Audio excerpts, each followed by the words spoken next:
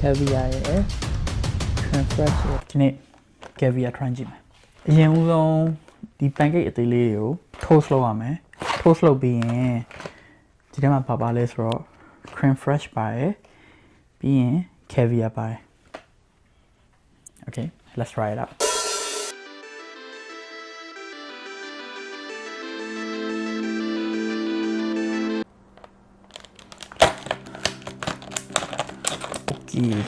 โอ้အထဲမှာဒီဇွန်းလေးနှစ်ချောင်းပါတယ်ဟိုပါပေါ့ကျွေဇွန်းလား no ကျွေဇွန်းမဟုတ်ဟိုပါဒါဘယ်လိုခေါ်လဲမသိဘူးလိုက်ကြည့်လို့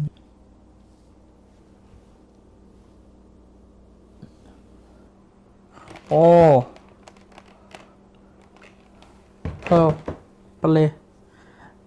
ပလဲဇွန်โอเคဒါကဟို pancake ပေါ်မှာထည့်ရမယ် cream fresh no oh okay this is good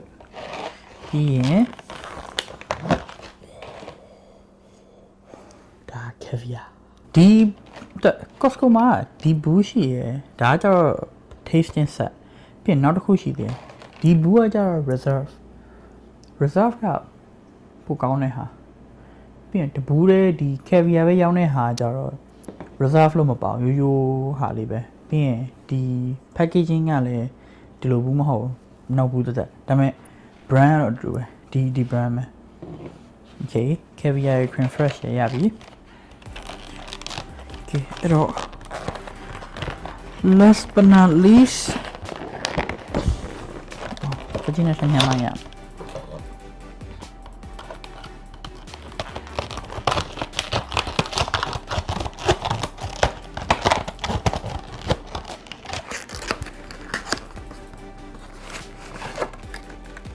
ထဲမှာဒီလိုလေး16ခုပါတယ် okay အဲ့တော့ဒါကိုမစားခင်မှာဒါကို toast လုပ်အောင်အာဗန်ထဲမှာ350ကို4မိနစ် reheat လုပ်အောင် reheat လုပ်ပြီးလို့ရှိရင် cream ထည့်ပြီးရင် caviar ထည့်အမေထည့်ဆိုတာအပေါ်တင်ပြီးလို့ရှိရင်စားလို့ရပြီအဲ့တော့ဒါကိုအရင်ဆုံး bake လုပ်အာဗန်ကို350နဲ့ preheat မယ် okay အာဗန်က350နဲ့ preheat လုပ်ထားရပြီဆိုတော့ကလီနီကို bake လုပ်ရပြီ preheat လုပ်မှာပေါ့အဲ့တော့နှစ်ခုလုံးပါတယ်ဆိုတော့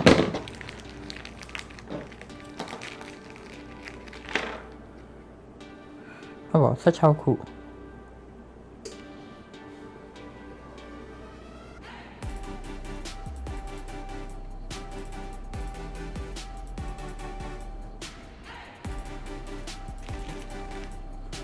okay လီနီယိုပန်နဲ့ထည့်ပြီးသွားပြီအခုအာဗန်နဲ့ဟိုပဲကျွန်တော်အာဗန်ထဲမှာ4မိနစ်ထည့်ပြီးလို့ရှိရင်စားလို့ရတယ်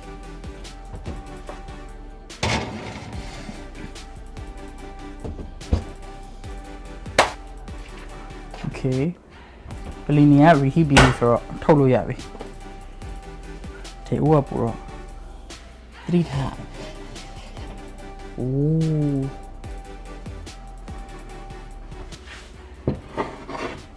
okay အခုပလီနီရပြီပြီးရင်ဒါနဲ့တွဲစားဖို့အတွက်ရှမ်ပိန်လည်းရပြီအဲ့တော့ဒါကို set up လုပ်မယ်သူတို့တွေမှာပေးထားတဲ့ပလဲစွန်းနှစ်ချောင်းနဲ့ခန့်တစ်ချောင်းက cream fresh တစ်ချောင်းက caviar okay အခုပထမဆုံး cream fresh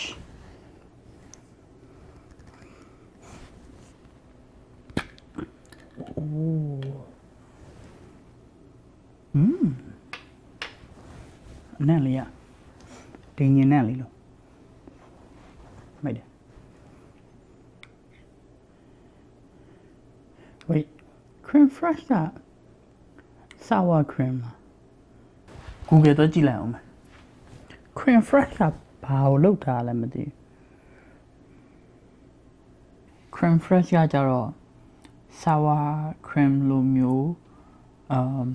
အချင်ဘက်ကိုအရင်မရအောင်ပြီးရင်တော့လို့ဟိုပူတဲ့အစာရင်းနဲ့ပို့ပြီးတော့စားလို့ကောင်းတယ်ဘာလို့ဆိုအစီပိုများလို့ဟုတ်ပြီအဲ့တော့ cream fresh ကိုဒီပလီနီပေါ်မှာတင်လိုက်မယ် not too much just enough to cover the whole thing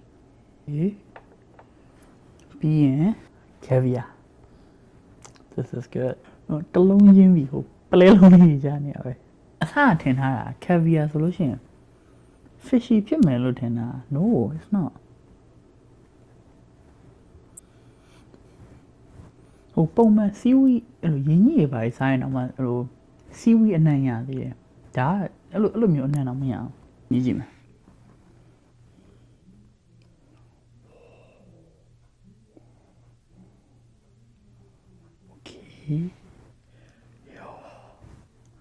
Okay, first time trying caviar.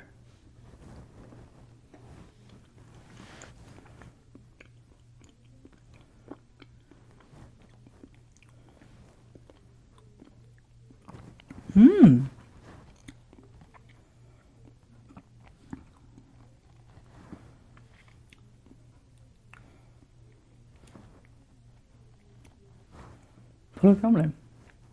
You got lemon now. ပြီးရင်နည်းနည်းဟိုဘယ်လိုပြောမလဲငန်တဲ့ဘက်လေးရောက်တယ်လို့ငန်ပြီးတော့နည်းနည်းချင်တဲ့ဘက်မျိုးလေးရောက်တယ်ပြီးရင်ငါဘယ်လိုပြောမလဲငါစားနေfish ငါဥစားနေရတယ်မတူဟိုအဲ့ဒီဟာဘာလဲ secret လားအဲ့ဟိုရင်းကြီးလိုမျိုးရင်းကြီး type တခုအဲ့ဒီဟာလေးစားနေရတယ်တူတယ် yeah လော refreshing fresh အရင်ဖြစ်တယ်လို့ refreshing တော်ဖြစ်တယ် flavor yo it's so good bellini နဲ့ caviar နဲ့ရပြီထောင်းဆုံးတစ်ခုကိုယူမယ်yo okay look at it pancake လေးပုံမှာ cream fresh ပါတယ်ပြီးရင် caviar ပါတယ်တော့ဒီပုံမှာဟို chive တို့ဘာလို့ဟိုလိုအပေါ်မှာ topping ရတော့ဟိုလို garnish လေးထည့်လို့ရသေးတယ်ဒါပေမဲ့ဒီတိုင်းလဲ okay အဲ့တော့ try me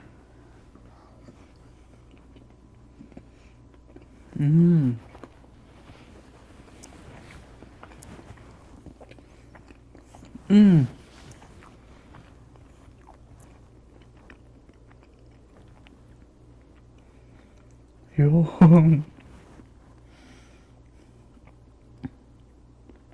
This is so good. Okay. I gotta eat another one. Yeah, the dough made it. Like, I mean, it's not like too crazy. Oh, yeah, like, yeah,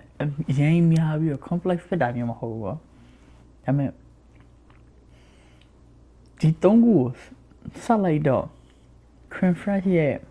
ဟို tangy ဖြစ်တဲ့ဟာက caviar ရဲ့ salty ဖြစ်တာကိုတော့ပြီးတော့ balance ဖြစ်သွားတယ်ပြီးတော့အောက်က pancake ရဲ့ဒီ buttery ဖြစ်ပြီးတော့ moist ဖြစ်တော့ like everything is perfect oh.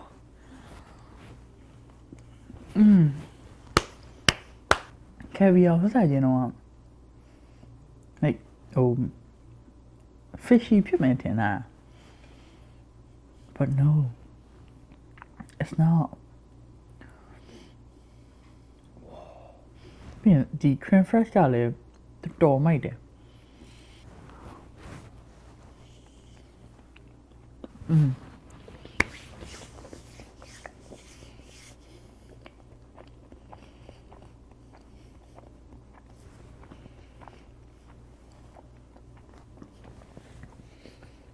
cream fresh ကဟိုနဲ့တော့တူတယ်ဒိန်းချင်းအချိုတောက်နေတာနဲ့တော့တူတယ်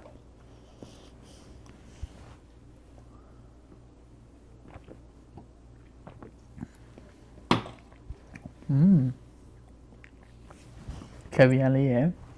champagne လေးရယ် perfect combo okay အခု caviar ရဲ့ဒီတိုင်းကောင်းတယ်ဒါပေမဲ့ I have some smoked salmon okay အဲ့တော့ caviar ပေါ် smoked salmon ထည့်စားကြည့်မယ် smoked salmon ရယ် caviar ရယ်ရောလိုက်ပြီပြီးရင်ဒီပေါ်မှာနည်းနည်း crème fraîche လေးနည်းနည်းထည့်လိုက်မယ် extra crème fraîche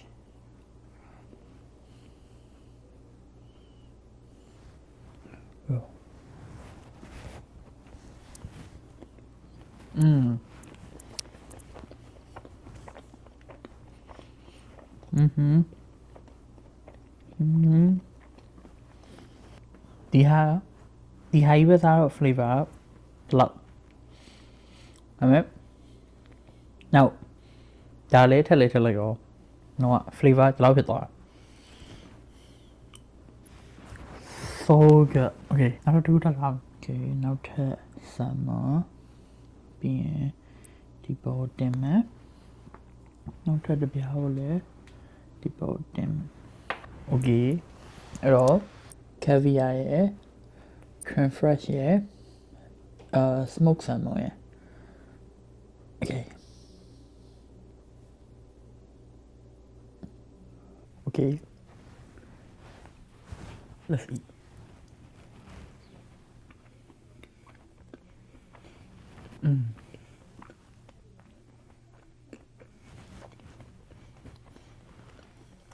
it's so good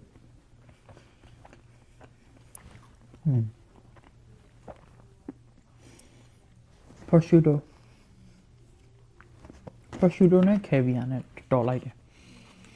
အဲ့တော့ truffle prosciutto truffle က truffle ပဲဒီတိုင်းတော့မစားဘူးဒါပေမဲ့ပုံမှန် prosciutto တွေကဒီနဲ့မဟုတ်ဘူးဒါပေမဲ့ truffle ပါလိုက်တော့မသိရင် truffle နဲ့ဒညင်းသီးနဲ့တော့ဆင်တယ်ဒီ truffle နဲ့ဒညင်းသီးနဲ့အနက်ဆင်လာတော့မသိဘူးရတာတော့ဒူလာမသိဘူးအနက်တော့ဆင်တယ်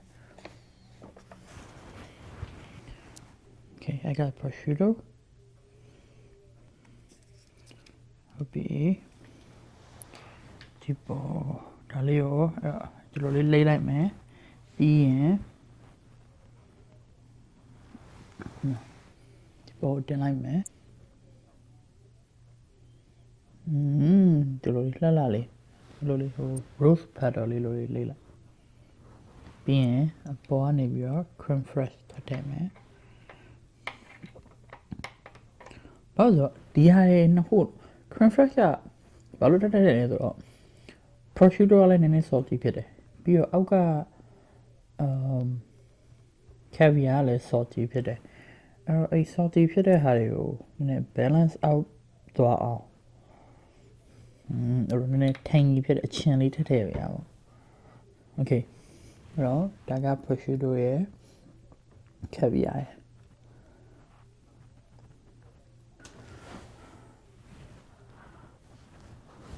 prosciutto ကနည်းနည်းလိတ်တာကြီးသွားတော့အစားရအောင်နည်းခက် okay အဲ့တော့နည်းနည်းလေး squish လုပ်လိုက်မယ်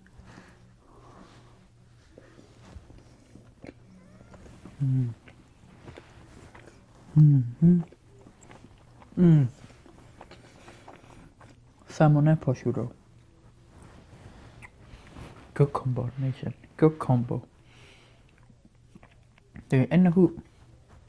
ရဲ့ combination အရသာ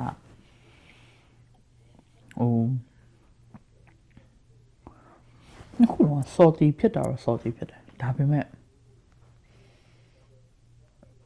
တစ်ခုနဲ့တစ်ခု salty ဖြစ်တာမတူဘဲနဲ့umami အရသာလေးလိုမျိုးသွားဖြစ်သွားတာအထက်မှာ salmon နဲ့ကကြတော့ salmon ကလည်း salty ဖြစ်တယ်အဲ့တော့နောက်ထပ်ပြီးတော့ crème fraîche တစ်ထဲမှာprogram salty ရဲ့ဒီ crème fraîche ရဲ့ tangy ရဲ့အဲ့နှစ်ခုပဲရတယ်ဒါပေမဲ့ဒီဟာကကြတော့ salty ဖြစ်တာဟိုက salty ဖြစ်တာနှစ်မျိုး salty ဖြစ်တာ prosciutto salty ဖြစ်တဲ့ရတာတစ်မျိုးရယ်ပြီးရင်ဒီ caviar salty ဖြစ်တဲ့အရာသားတစ်မျိုးရယ်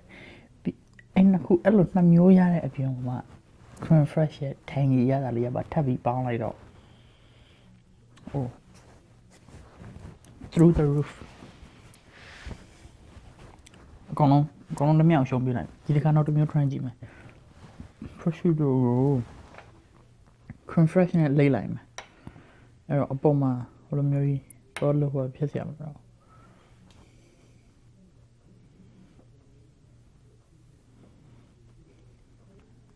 okay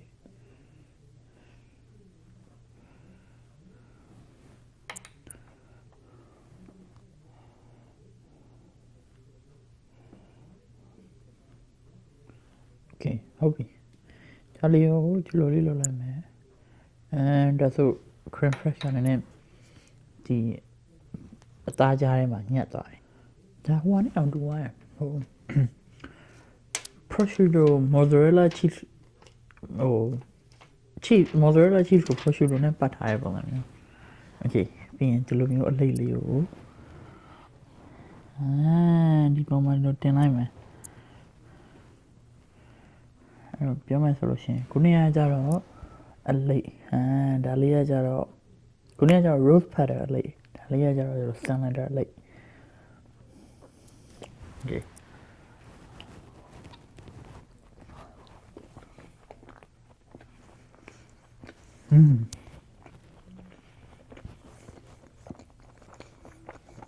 prosciutto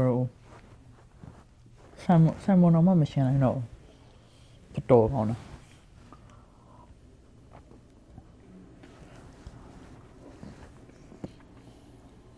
စားတာတော့ကြော်အောင်ကုန်လိုက်ဘူးချစ်ခုပဲကျန်တော့ဟုတ်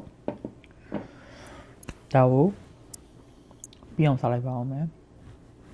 I will see you guys later bye bye